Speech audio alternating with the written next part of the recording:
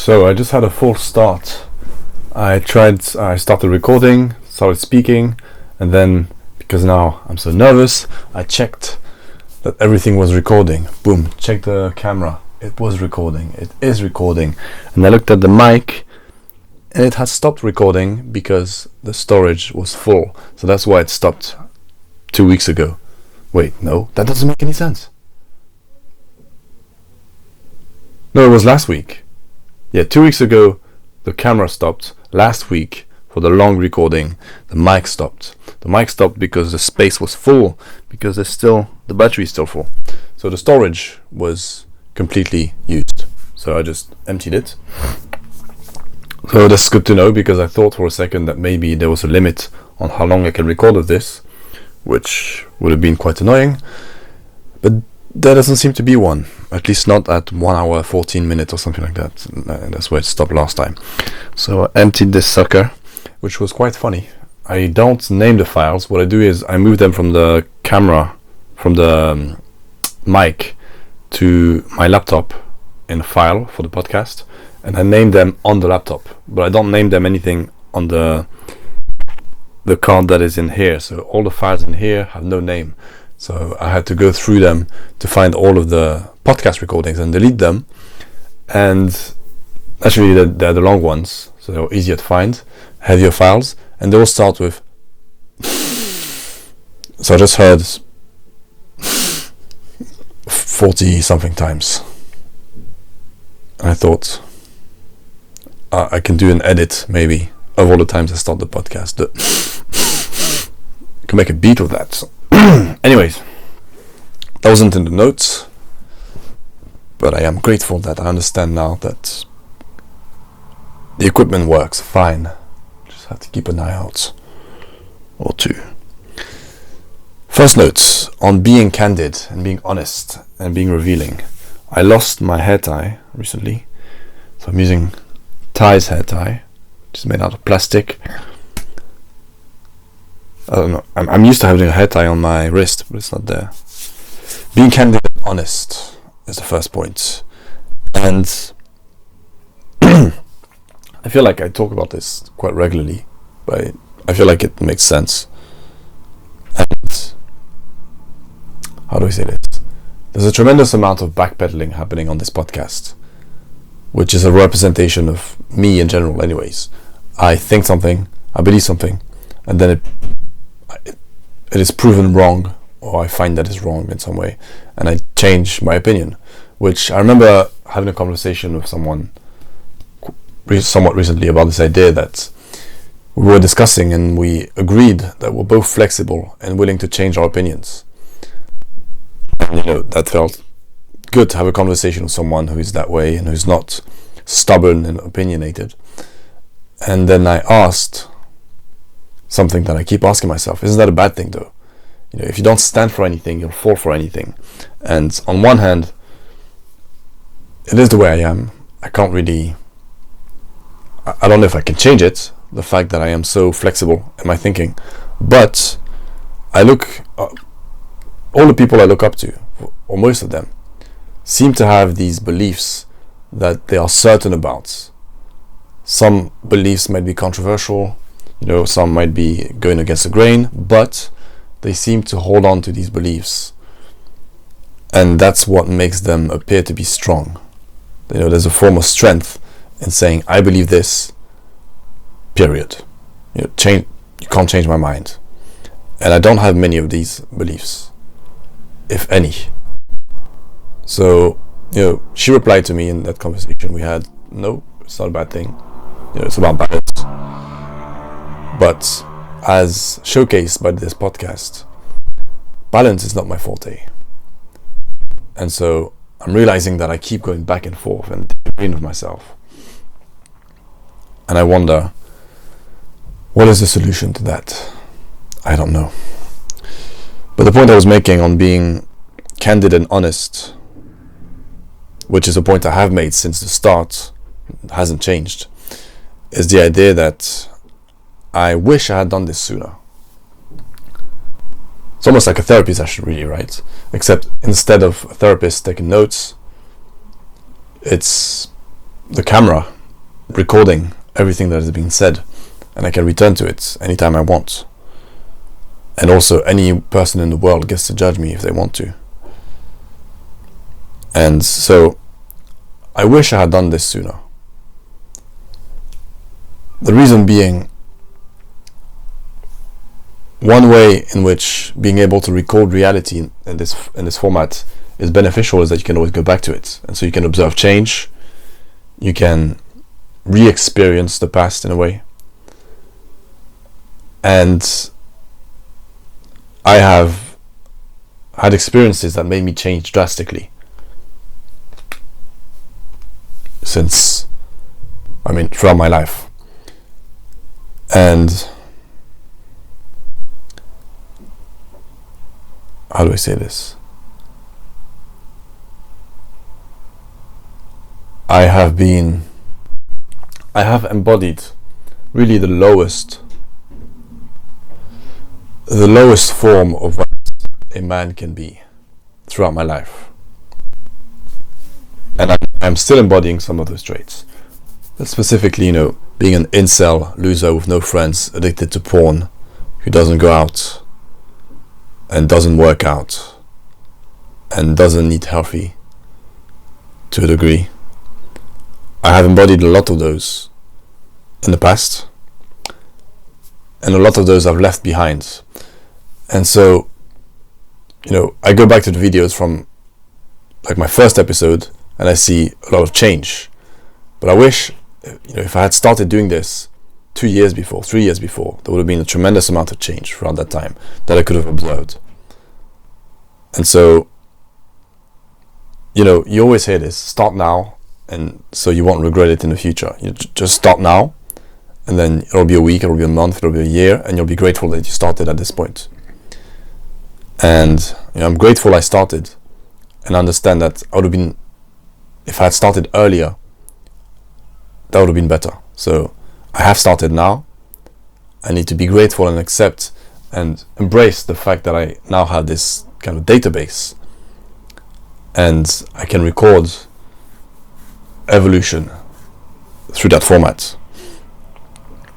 And another point I keep making is, I believe I'm destined for greatness, as crazy as that sounds. And in these episodes, I'm quite candid about the fact that I am anywhere but, great. Anything but great at the moment. So I'm realizing that on one hand I have this enormous amount of faith, and I have it now that I'm not a loser incel who doesn't eat healthy, doesn't work out, and is addicted to porn. I lost a lot of these negative traits, and I have this faith now. But even when I had all these traits, when I was someone who never left their room, essentially, who didn't talk to anyone, who was addicted to porn, who was completely disconnected from reality as a whole and from people, and who had no control over their life. When I was that person, I still had the faith. So in a way, I feel like the reason I have this crazy faith and belief that I'm supposed to be great,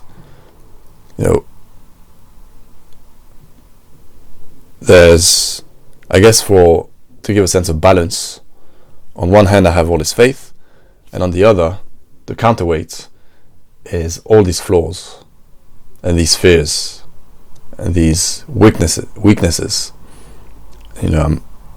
I am shedding them off, addressing them one at a time. And so that's why I have the confidence to do this and say, hey, look, currently today, what was it, the 7th January 2024, I'm a loser. I'm not where I want to be. I'm making all these mistakes. The reason I have the confidence to do that is because I know that a year ago it was worse, 2 years ago much worse, 3 years ago much worse. But for all that time, since as far back as I can remember, I believed that I'll be great, that I will shed these layers, one by one, all these weaknesses, all these flaws, all these fears. I will eradicate them slowly but surely and get to where I'm supposed to be. And so, I look at people who are successful, people who've made it, and everyone's journey is different. But usually it seems to be the case that the main obstacle is circumstance, is the situation they're in. And people hardly talk about or the situations they put themselves in. And I feel like an outlier in the sense that I know I'll get there, I have the faith, but the only obstacle I have is me. And sure, circumstance plays a part, but in my mind, the only obstacle that exists is myself. And many great people, their lives have been documented. Nowadays, it's much easier to document someone's life than it was 10 years ago, 50 years ago. The way I'm doing it now, once again, I can't think of any successful person currently where I am able to have a look at their growth in such a candid, first-hand way as I'll be able to do with this. As crazy as that sounds. And so I don't know what their states of mind were, what they were thinking. Once again, when they talk about the past, usually when successful people talk about the past, they'll talk about the circumstance they were in and what the obstacles they had to overcome, external ones. And then it feels like when they talk about internal ones, except when it's drug addiction or stuff like that, but even for those, it's quite quick and brief when they address these. Like one day, a switch flipped. I flipped a switch, so a switch flipped, and I corrected my behavior, and I was able to overcome all of my external circumstances and obstacles. Maybe I need to do more research, but that's the way I feel. Now, obviously, you have people like streamers, for example, nowadays. People on YouTube. That's their means of expression, is this platform. And so we are able to see their growth, in a first-hand and quite honest light. But those people, for the most part, who are YouTubers, are fake. They're always acting, they're doing it for views, and everything is fictionalized, everything is drama, everything is like a film. And as egotistical and maybe narcissistic as that might sound, they don't have much to offer. As in, their ceiling is YouTube. Most of them, their ceiling is talking to people and entertaining people in really one of the lowest ways possible, as in the video media, where the highest form would be film, I suppose. YouTube and TikTok and all these things are really the lowest form in terms of how much work, creativity, even money, energy is put into it. You look at the people who put the most money in their work. I think it's probably Mr. Beast, and he makes extremely mindless videos, pure entertainment, which is what rises to the top on YouTube. And I suppose even in mainstream cinema, that's the case. But there's more artistry involved and more skill involved in making a YouTube blockbuster. So what I'm trying to say is, I don't give a shit about the growth of these people on YouTube and on these online platforms. You look at the biggest people, they're all useless, cardboard cutouts. And then I suppose there's smaller creators that are more valuable. I can't think of many. Recently, I've been watching a lot of Magnus Meatbo's videos, and he documents his life, his experience. He's a great climber. It's interesting to watch. I learn things, and he seems like a nice guy and a quite honest guy. So that's one of the guys where you could think is a positive representation of what that could be. But once again, I'm shooting for the stars. I'm not trying to be a YouTuber. I'm not trying to be some guy who talks about random stuff at his camera.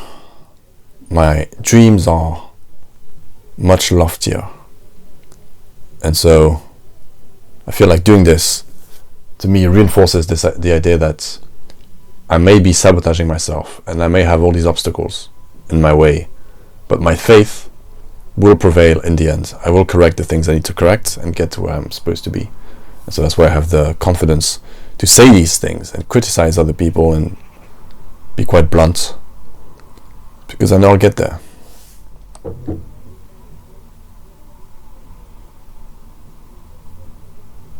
My salvation lies in stability and my doom lies in instability. That's the situation at the moment.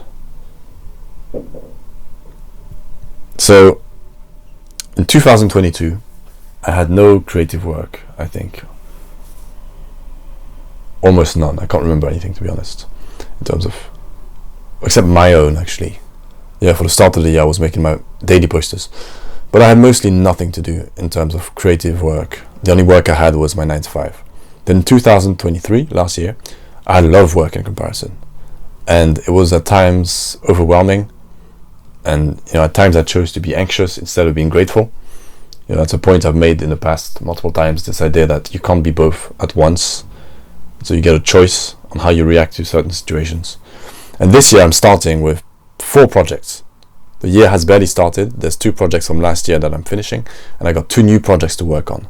So immediately my reaction was, okay, I've been working on the animated video for more than a year now. I need to finish that. Then there's another video from last year that I need to finish. And I'm getting 2 more things to do in my first week back. Anxiety immediately. How am I going to deal with all these things? Should I say no? Can I say no? I can't say no. I've been workless in the past. Now I have work. I cannot say no. I can only be grateful and do the work. And so I elected to choose gratitude and to move forward, and that feels really good. It feels really good to not be anxious, to just say, thank you, that feels really good. Trying to put it into practice as much as possible, but all I can say right now is that it feels good. And it doesn't mean that there's no anxiety. I'm not that powerful, but it means that the main emotion is gratitude, and that anxiety will come at times and will subside as long as you stay focused. And on the topic of making work, I need to get out of the center of the Venn diagram, which sounds quite abstract. What does it mean? There's quite a famous, I don't know what's happening, all my joints feel like,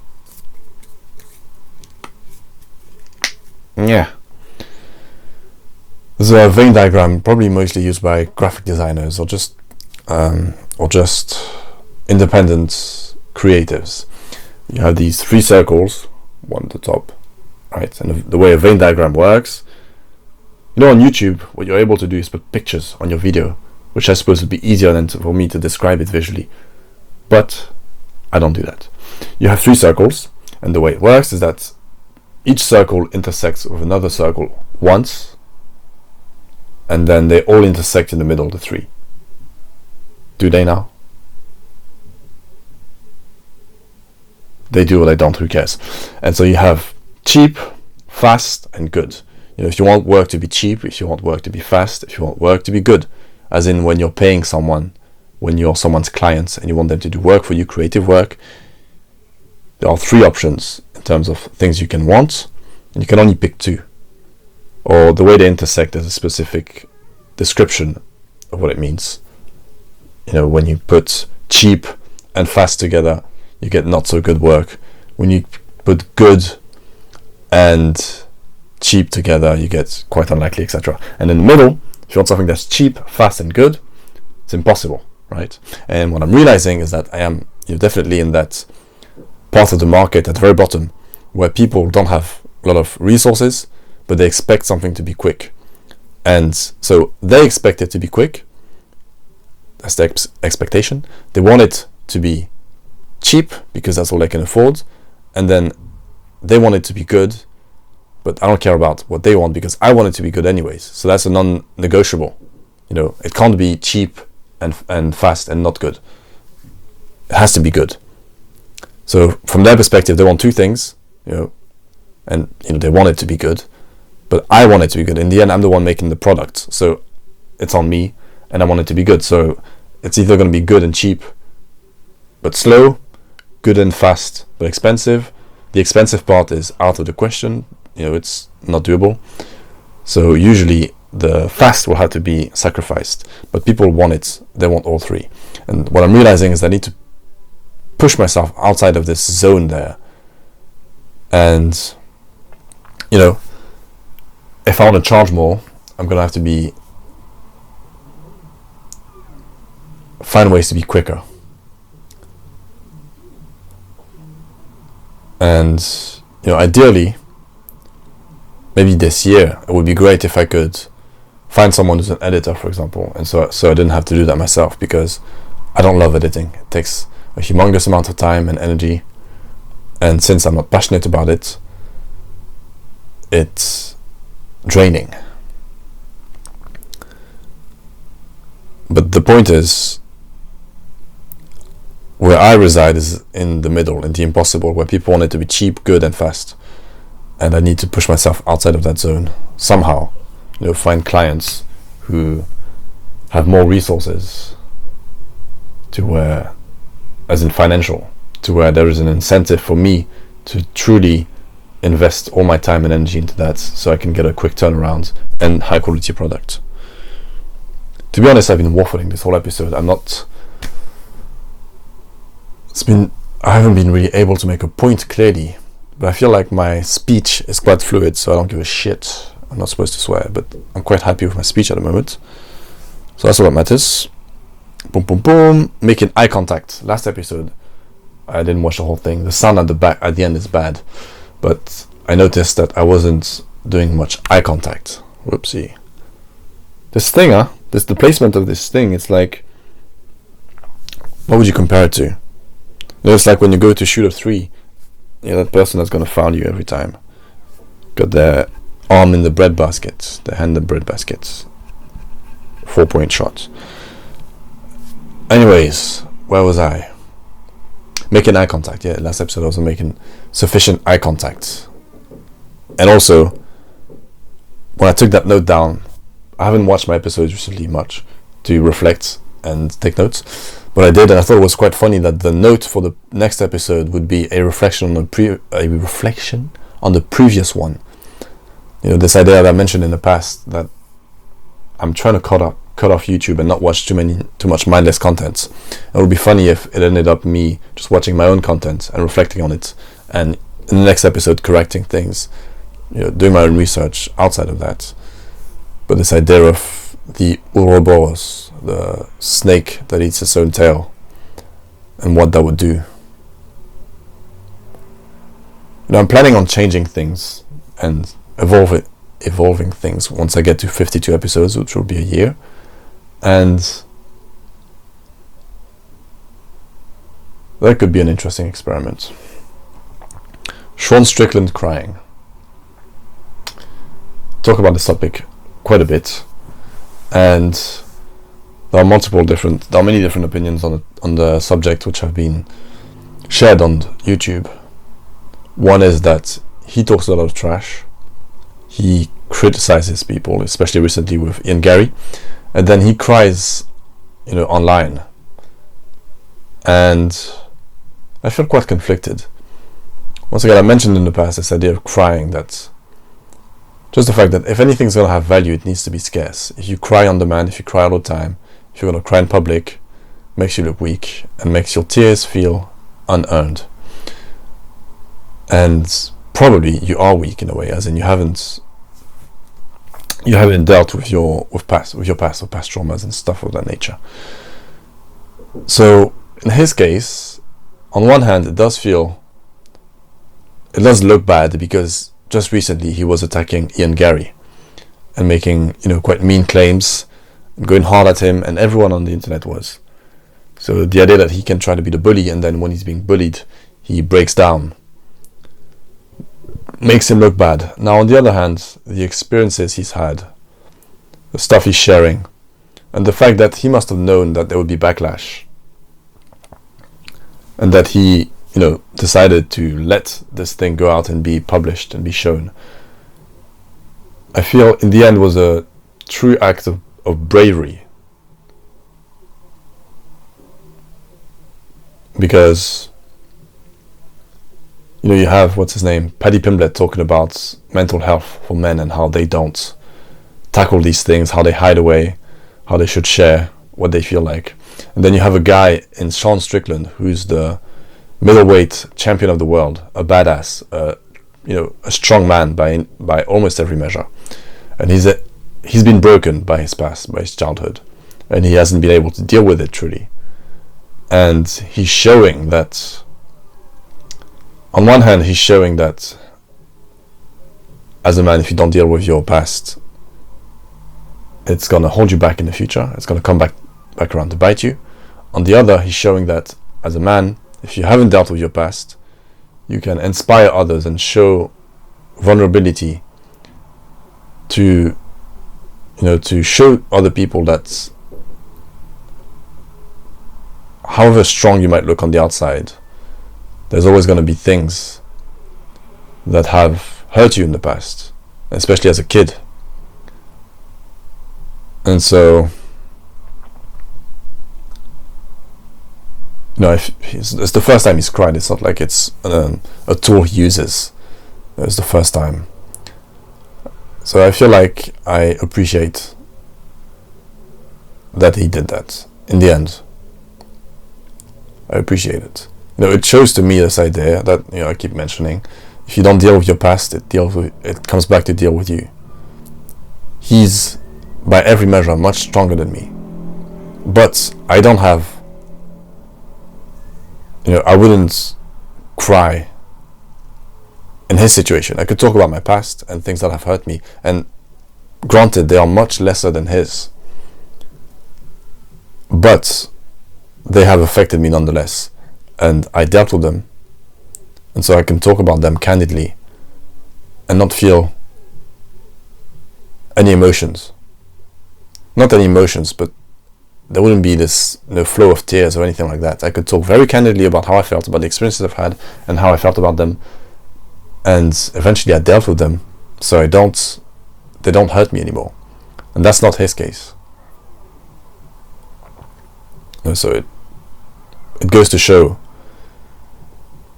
if you don't deal with your past, it will deal with you. That's Magnolia, I think. There's that line. We may be through with the past, but the past is not through with us. I like that line. And I keep talking about these public figures. A lot of them are these quote-unquote alpha males, and I keep criticizing them and sometimes even comparing myself to them, which might be quite weird because, once again, I'm not on their level in any ways in terms of success. But I see the way they behave, I analyze it, and I think, do I approve? Do I disapprove? Why not? And then how can I prevent myself, from falling into the same behavior, making the same mistake as them? So once again, in the case of Sean Strickland, I believe that he's dealing with it, and his behavior suggests that he's trying to deal with it, but it's a mistake the way he did it, or the fact that it took him so long, and he's not going to deal with it, opening up to Theo Von. There's people he needs to talk to, the people involved. Still recording. So I observed that and I think, okay, I'm happy that I did the thing I did, about 2 years ago and opened up, because now I don't have this baggage anymore. And so there's another guy that I mentioned before, and I talk about them a lot, Fresh and Fit, because I feel like they are enormous right now in culture. Now, no one knows them in the UK probably. They have a smaller following. I never hear about them in public.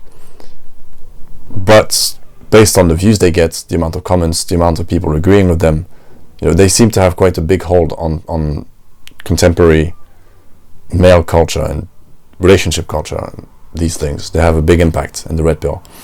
So that's why I look at their content and I observe it and I make my opinions. And they're mostly, the thing is, I'm split down the middle, because they definitely share positive things, useful things, but there are huge negatives as well. And I think I criticized them on the last episode, and I watched it back, and I felt like I should clarify some things. So the fact about Myron is, once again, he has many positive qualities, and how do I say this? And he talks about a lot of positive things, but, and all these red pill guys, they will talk about how as a man you need to be in control of your emotions. They'll talk about these foundational characteristics that you need to be a good man. But they'll only mention it quickly. They don't talk about it that much. At the end, what they talk about the most, and it's crazy how repetitive their episodes are, and how it's always the same thing. What they talk about the most is how you need to have money, how once you are a high status guy with a lot of money, a bunch of women will want to be with you. They'll accept that you can fuck a bunch of women. They can't fuck a bunch of men. It's crazy stuff. They talk more about this. Now, I suppose that's the stuff that gets demorized. That's the more controversial stuff. But it's crazy how every episode is the same thing, essentially. And they'll bring on these guests, these women, who they would themselves say are quite a varied bunch from different places. I don't know about that. But their approach is so despicable in the way they communicate, in the way they talk to their guests, as in the females. I don't know why I said the females. It's weird. It's because of them. I keep listening to their stuff now. I'll say females, the women. You know, in English, you might call a man a male and a woman a female. In French, you don't do that. We do that for animals. You know, a man is a man and a woman is a woman. You don't really say male or female unless you're trying to be hurtful. So when I hear this, it sounds quite weird to me. And now I just said it because I've been indoctrinated. Oh my god, my whole body's cracking. It's like I'm exploding. So yes, the way they are incredibly disrespectful. You know, that's one thing. They are quite disrespectful, and they seem, how do I say this?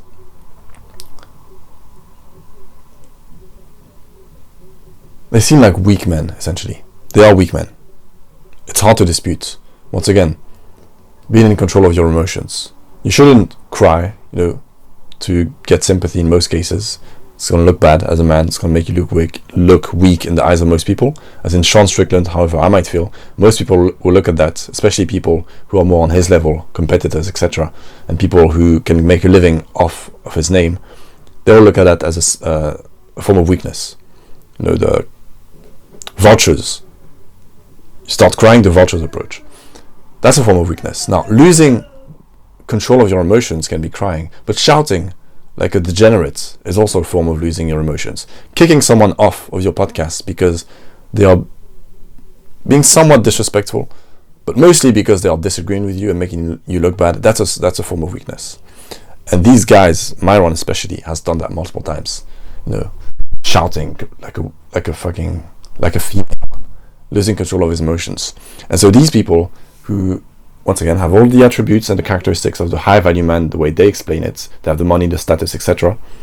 And he's even in good shape, and he's quite tall, and he's quite intelligent and educated.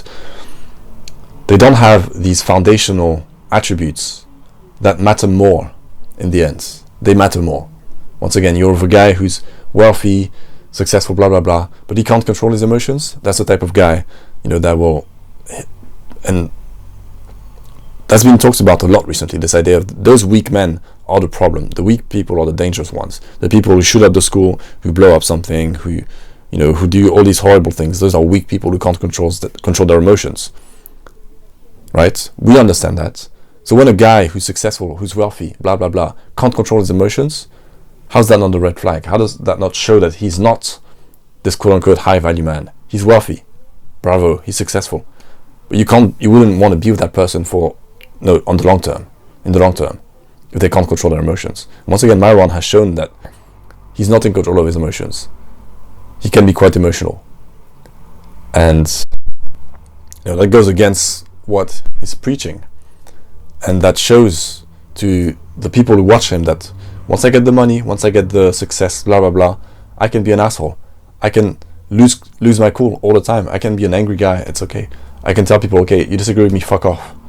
You know, so they're selling this somewhat positive, character, but there's this virus in there, this parasite attached, and people are just taking it, and they're not seeing that there's all of this negative attached to it. Once again, Bruce Lee, I think, says, Bruce Lee, who's kind of in a way the founder of mixed martial arts, was one of the first guys to say, okay, I'm not going to be dogmatic about this. I'm going to pick what I like about this martial art, that martial art, this martial art from everywhere around the world, and I'm going to make my own thing that I feel uses all the positives of all these things. And people can be very dogmatic. People can be opinionated. They'll pick, fresh and fit, they'll follow this, and that's now their religion, and they essentially accept almost everything. And it's important to pick the things that are useful. Once again, I watch these, and I do get some useful content, some useful ideas. I do observe some positive qualities in those people, even the worst of them.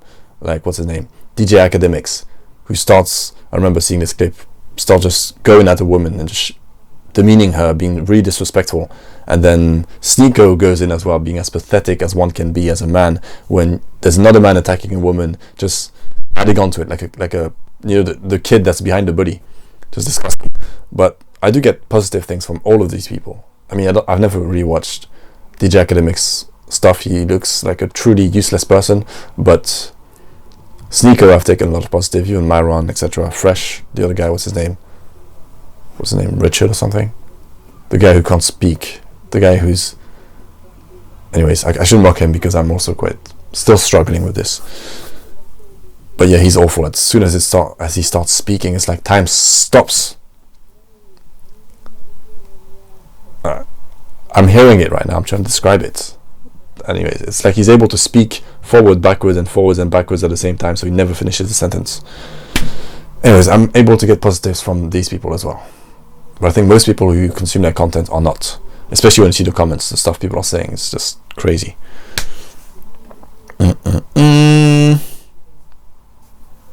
Okay, on a few things left. We are still going strong here and here. I was going to say, hallelujah. Is that insensitive? I don't know. Hallelujah. Last week I mentioned the muscle up, doing a muscle up for the first time. And I mentioned how when I was working out regularly, and I was, at my strongest, I wasn't able to do it. And now that I haven't worked out in ages, I did it. And I'm realizing it's really just a question of approach. It's just a question of approach. And, it's an important thing to say that when I was really working out regularly, I was at my strongest. I was in good shape. I was trying every day to do muscle ups. I mean, I was trying sitting down muscle ups. But anyways, I was trying and I was failing. And then I stopped trying and then I did it. All I changed was the approach and the technique.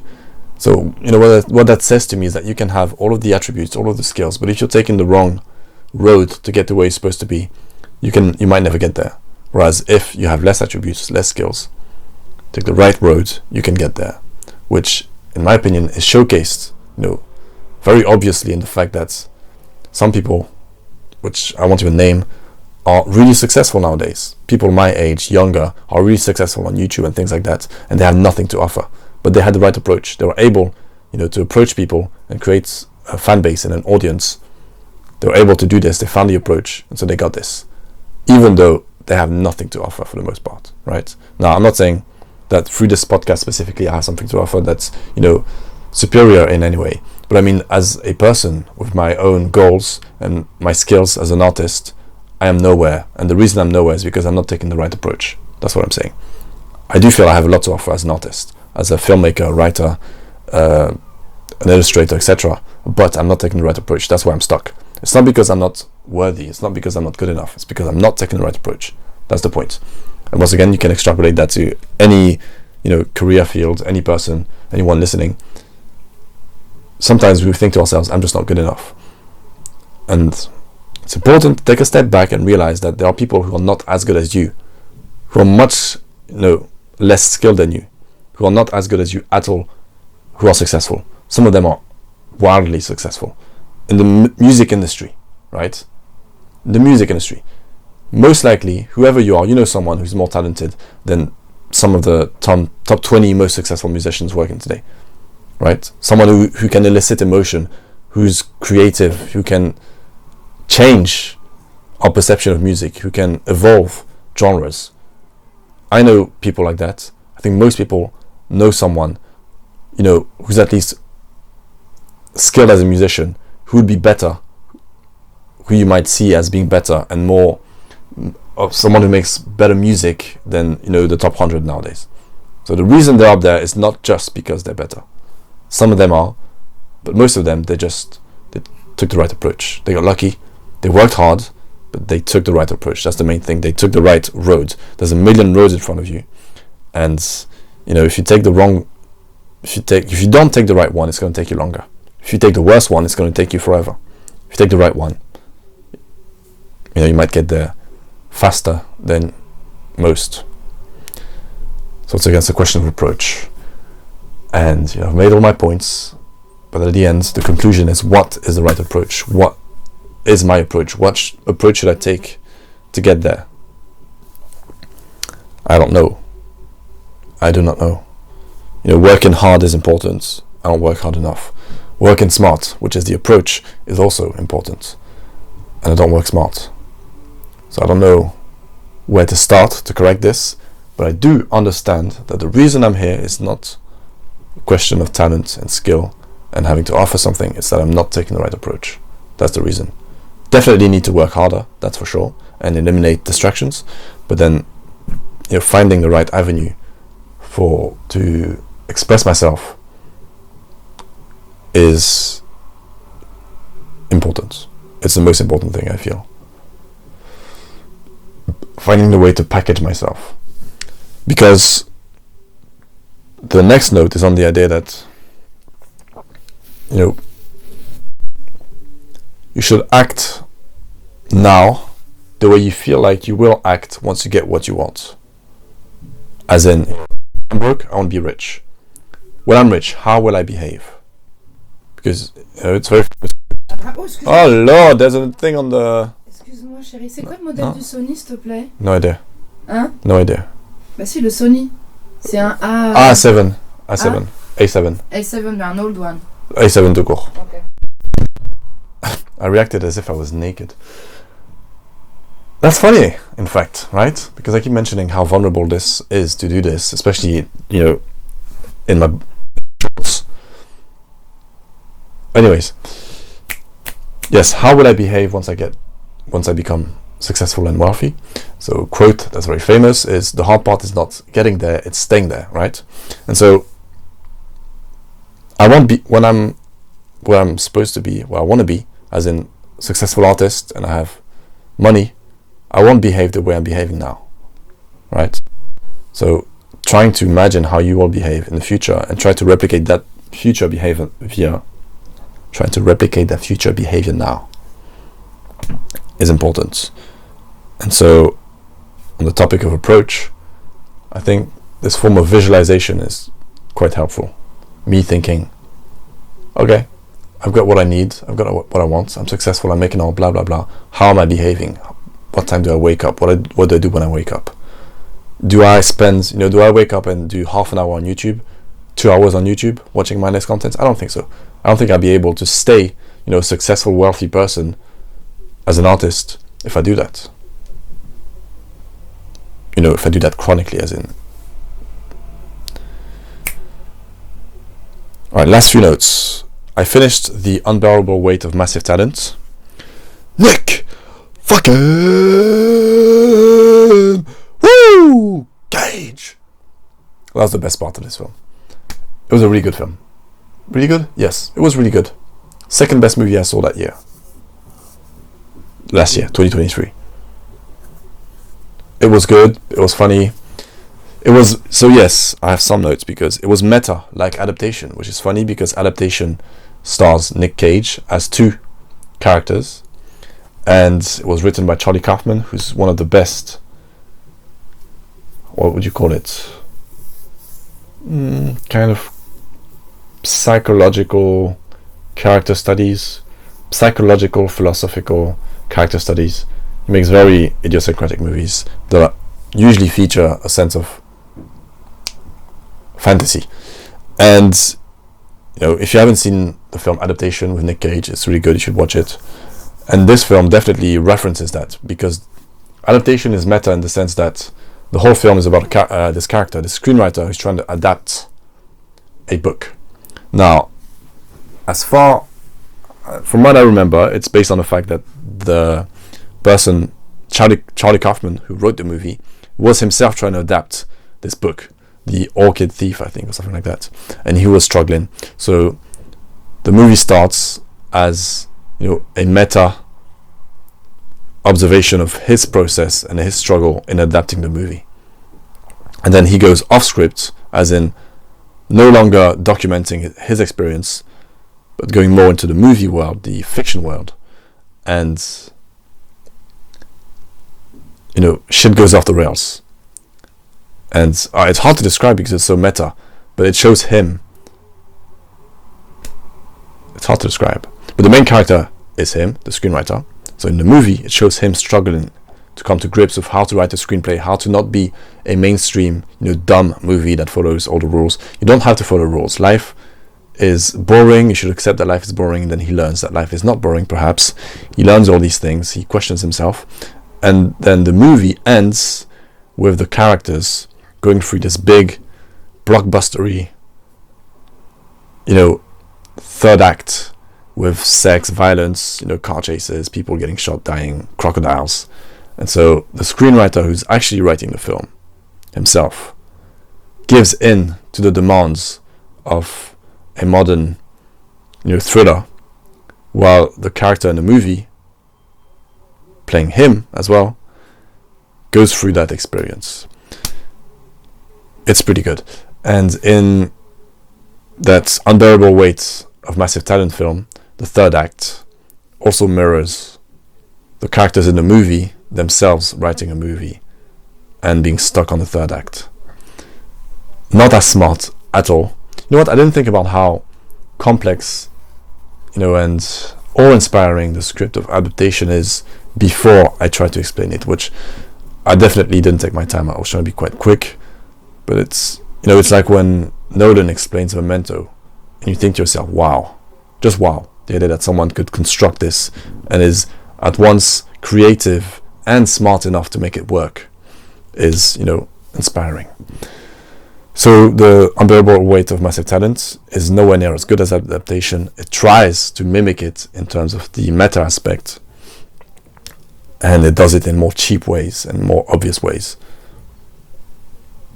But it was good nonetheless. And Pedro Pascal is great in it. He's, you know, quite pathetic and very sympathetic at the same time, and cute. The bromance is so cute.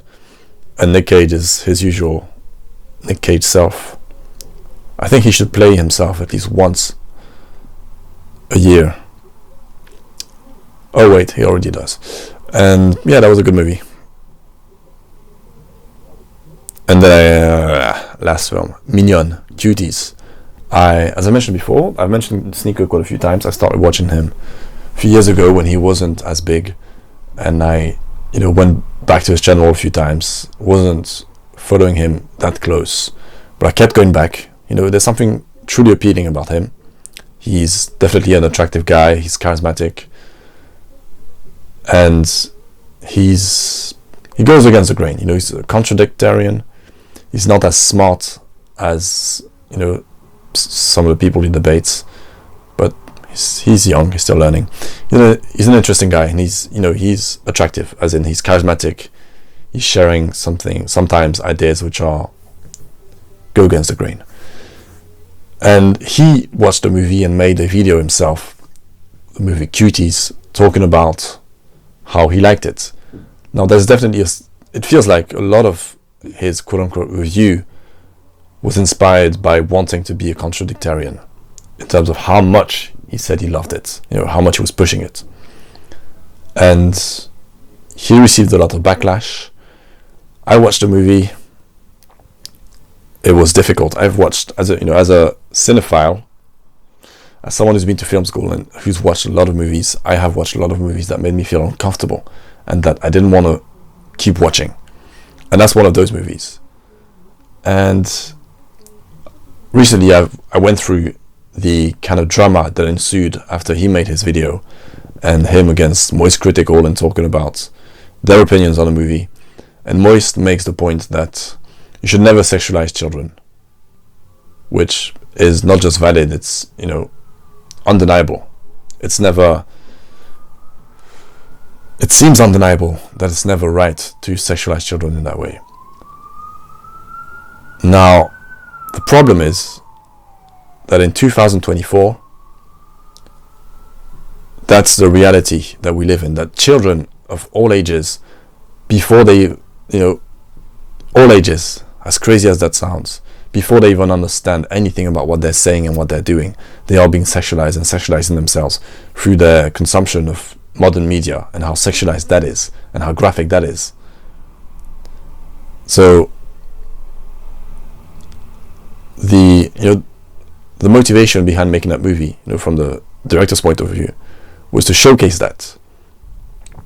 And once again, these two people talking about the movie, I feel like they are not that passionate about cinema, and they haven't studied it. They're kind of normies, so to speak, in terms of how they speak about movies.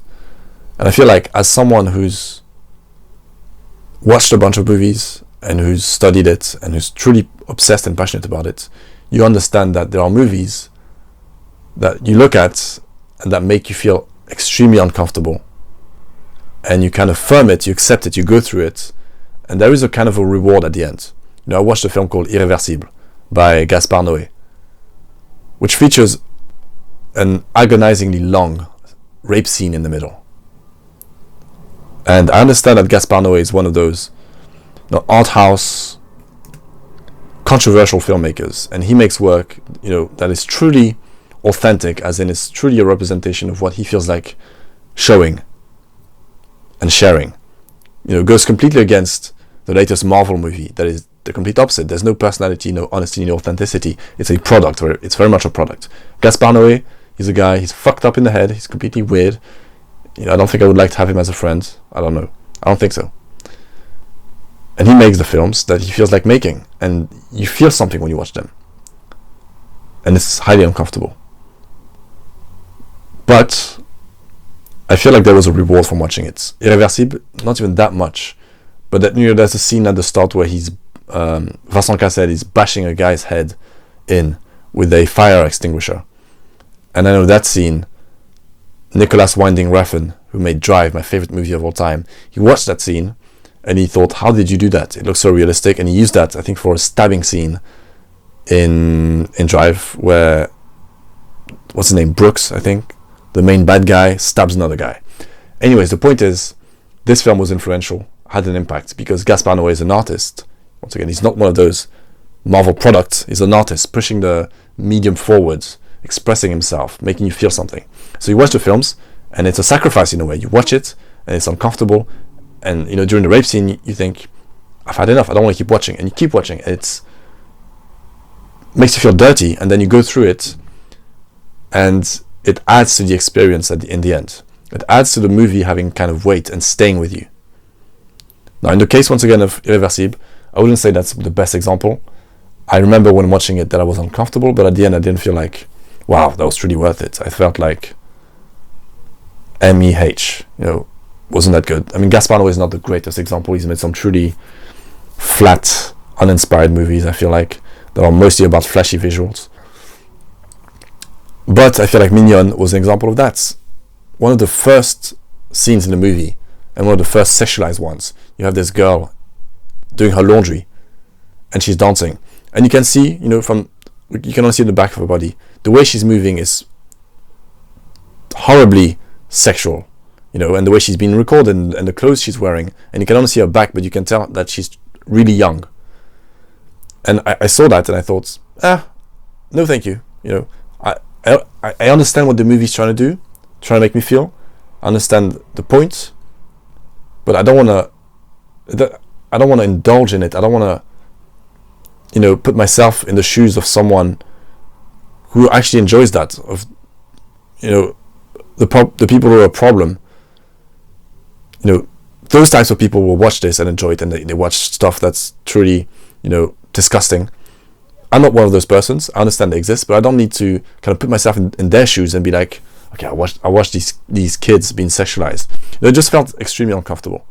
And I thought, I don't need to watch it. I understand the point. Kids are being sexualized. I have sisters. I understand, and it's truly scary, but I don't need to watch it. I don't need to. And I thought, I've done this before multiple times with other films in the past, and it might have taken me years before I finished them. So I thought, and some of them became my favorite films of all time. Some of those films that started and I thought, meh, I know where this is going, I don't want to experience the thing, and then I finish it and I think, wow, the reason I felt so uncomfortable is because that person, that artist, wanted me to feel uncomfortable, and they were in control of the experience of the movie. It's like you go on a roller coaster. And personally, I'm afraid of heights. I don't do that many roller coasters, it's been years, but the thing is climbing slowly to the top, and you think, actually, I'd rather be anywhere else but here. In my case, I don't want to be here right now. I don't want to be at the top. It took ages to get to the top, and now I just want to disappear and be somewhere else. And then it starts going down, and the fear kind of, at least in my case, the fear evaporates, and I feel like, it was worth it. It felt awful, but it was worth it. And I go back a second time, and it's climbing, and I think, did I make a mistake? I think, not really. I know what's happening, and then boom, it goes down, and you experience it again, and you feel grateful that you went through that initial, obstacle and discomfort. Now, in the case of Mignon, Cuties, I'll never watch it again. I had the experience, and I understand what it was for, but I decided, once again, I'm just going to keep going. Many people have watched that film. Why can't I finish it? Why can't I get the experience and make my own opinion on the film? So I went through that scene, and I thought, and I kept watching. And then there's multiple scenes like that which feel terribly uncomfortable, and that I'm still conflicted about, because on one hand you think to yourself, okay, this is a woman making that film, which I do feel is important, the fact that it was a woman. I don't think it could have been made if it was a man. It's a woman making that film. She wrote it. It's based on her personal experiences as a kid and of her observing kids. So you understand that the motive seems to be positive. But then, as Moist Critical points out, what she is doing in the movie and the way she's filming it, that's the problem. She is sexualizing them. It's disgusting. So I still feel conflicted about that. People will say they could have taken older actors and blah, blah, blah, but I would not have felt, I don't know what I would have felt actually, and if I knew that she was, an adult playing that role. The fact that they are kids makes you feel more something, it makes it worse, the feeling. And so it gets the point across better. So, went through a whole film. Sneeko talks about how, he didn't get the film. Sneeko talks about how the protagonist, in the end, understands that her modern, sexualized idea of how she should be is wrong, and she returns to Islam at the end. That's what he says, which is ridiculous. That's not the case at all.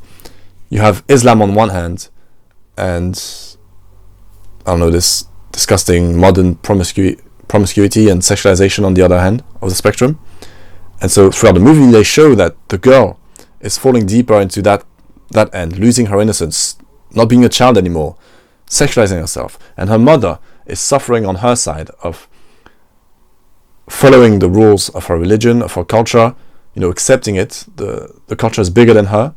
On one hand you have the mother suffering because she's staying in this culture that's damaging her because it feels like it's greater than her. And on the other hand, you have this girl who's taking control of her life, doing the opposite, but damaging herself in the process. So they're both damaging themselves. And at the end of the movie, they come together in the middle, it seems like, where the mother accepts her daughter. The mother accepts her daughter, which goes against, once again, Islam, and the aunt saying, what the fuck is your daughter doing? That's unacceptable. You should punish her. The mother says, she doesn't say it, but her behavior suggests that she accepts in a way. She's a child. She made mistakes, but I'm her mother. I accept her the way she is.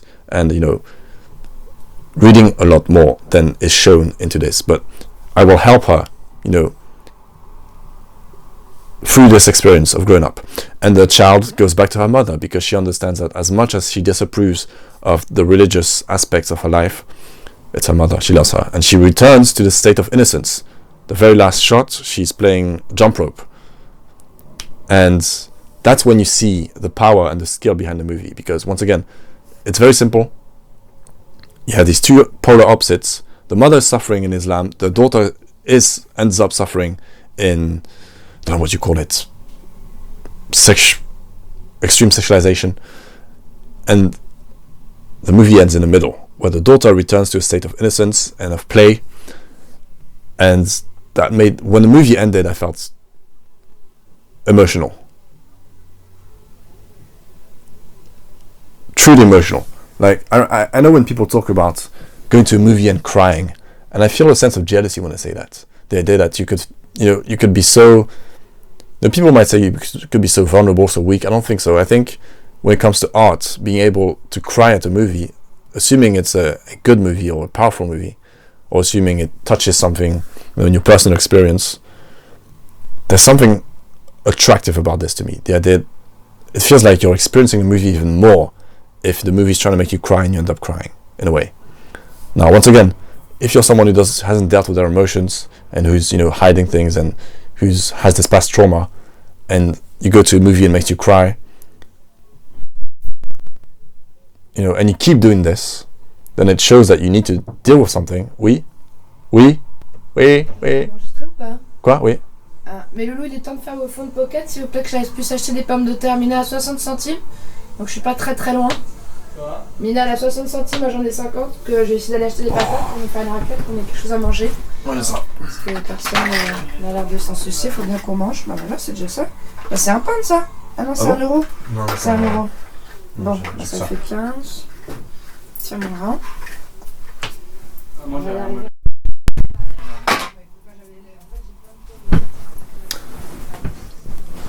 What was I saying?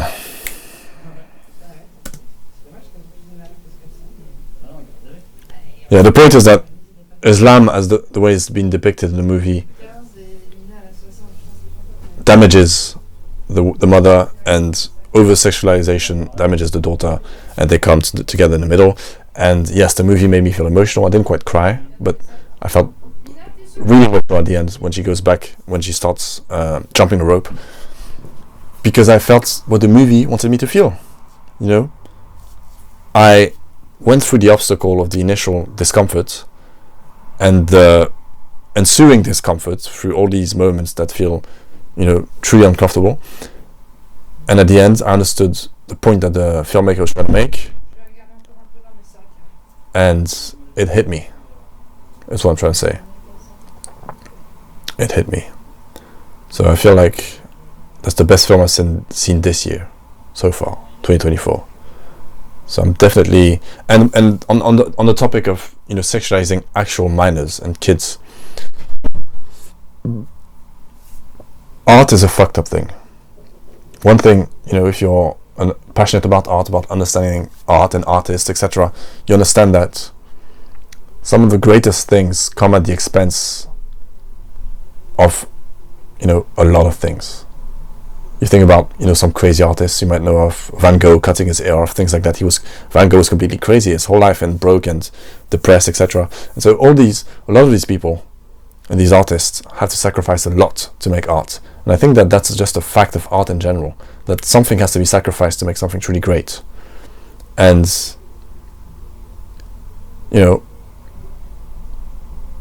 that's just the case with that film. I don't approve of it. I think it's disgusting, but the film exists now. It's there. You can watch it, you can experience it, and get, go through that roller coaster. The film is out there already. I myself, for example, as a filmmaker and an artist, wouldn't make that movie. Wouldn't actually exploit children to show the exploitation of children. But once again, the film exists, it's been made, and I appreciate the fact that it's the case, even though in one way it makes me feel uncomfortable. Yeah. And especially if you think about the film industry, and you're trying to go deep into what's happening behind the scenes, who's doing what, is this morally correct? I mean, you end up watching no movie. I mean, I don't know, Tarantino's career wouldn't exist without Harvey Weinstein, right? What's his name, I think? Yeah, I mean, it sounds ugly when I say this, but once again, it's a fact. Sacrifices are being made. Sacrifices must be made for art. Not a sacrifice I would be willing to make, but I understand it's being made. It's uncomfortable. I wouldn't, I couldn't imagine being one of the persons on the set, filming, lighting, etc. That feels disgusting, but the film exists, I experienced it, and I thought it was quite powerful. So thank you, I suppose. Okay, that's good enough. I'm gonna go searching for coins. Thank you, and thank you.